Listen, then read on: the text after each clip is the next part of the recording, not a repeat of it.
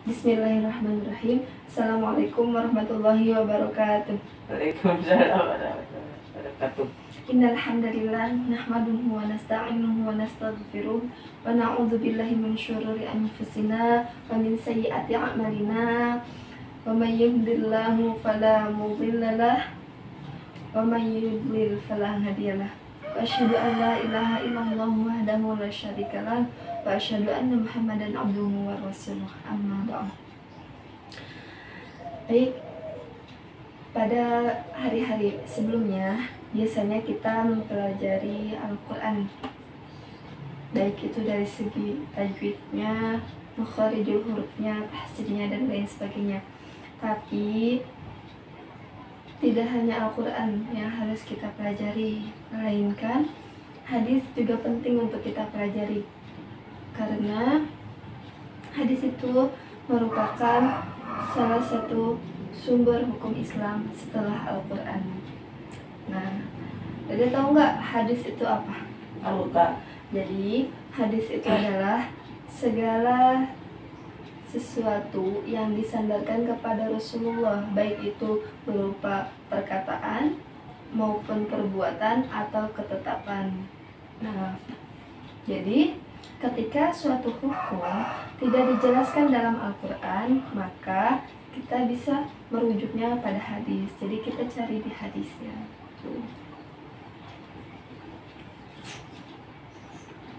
Nah, karena pada saat ini tengah marak terjadinya virus COVID-19, jadi kita akan belajar sekitar virus tersebut.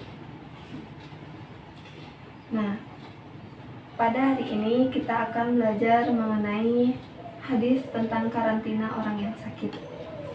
Sebelumnya, Dede tahu nggak karantina itu apa? Tahu nggak? Enggak. Yakin nggak tahu? Enggak. Jadi, karantina itu adalah sistem yang identik dengan pengasingan seseorang dalam periode tertentu untuk mencegah terjadinya penularan penyakit. Jadi, seseorang yang terkena atau yang terinfeksi oleh penyakit tersebut itu diasingkan di suatu tempat, tidak boleh bertemu ataupun berbaur dengan orang-orang yang sehat gitu. Jadi kan pernah nonton di YouTube ada anak kecil yang nangis, dia terpisah sama ibunya kena virus corona. Dia melihatnya dengan kejauhan. Nah, iya, jadi anak kecil tersebut emang ya, kita kan emang nggak bisa jauh dari ibu, tapi bagaimanapun dia harus menjaga jarak antara dia dengan ibunya. Kalau misalkan dia tetap bersama dalam satu rumah, artinya ibunya tidak dikarantina atau tidak diasingkan, bisa jadi penyakit tersebut berpindah ke anaknya atau ke suaminya. Nah, yang terinfeksinya jadi semakin banyak gitu. Kenapa ibu tersebut harus dikarantina atau harus diasingkan? Agar fokus dokter itu atau tim medis tersebut menyembuhkan ibunya. Ketika sehat baru dikembalikan kepada keluarganya, seperti itu. Oh. Jadi untuk mencegah terjadinya penularan kepada yang lain gitu. Kalau misalkan semakin banyak yang terinfeksi virus, maka tim medis pun akan kewalahan. Alhasil yang satu belum selesai datang lagi. Nah, nanti tidak semuanya terfokuskan gitu. Makanya dari itu jadi banyak yang meninggal. Ya, seperti itu. Jadi kewalahan tim medisnya. Nah, cara kita yang sehat itu tidak boleh dulu berbaur dengan yang sakit. Jadi harus mengkarantina diri.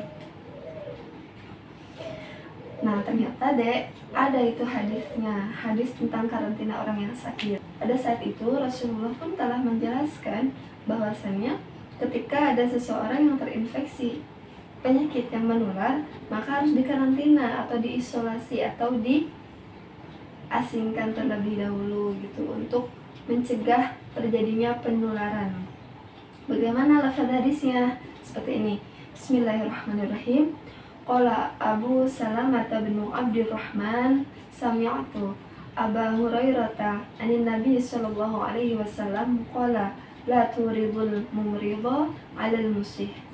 Rawahu Bukhari. Yang artinya Abu Salamah bin Abdurrahman berkata, aku mendengar Abu Hurairah dari Nabi Shallallahu Alaihi Wasallam, beliau bersabda, janganlah kalian mencampur baurkan yang sakit dengan yang sehat.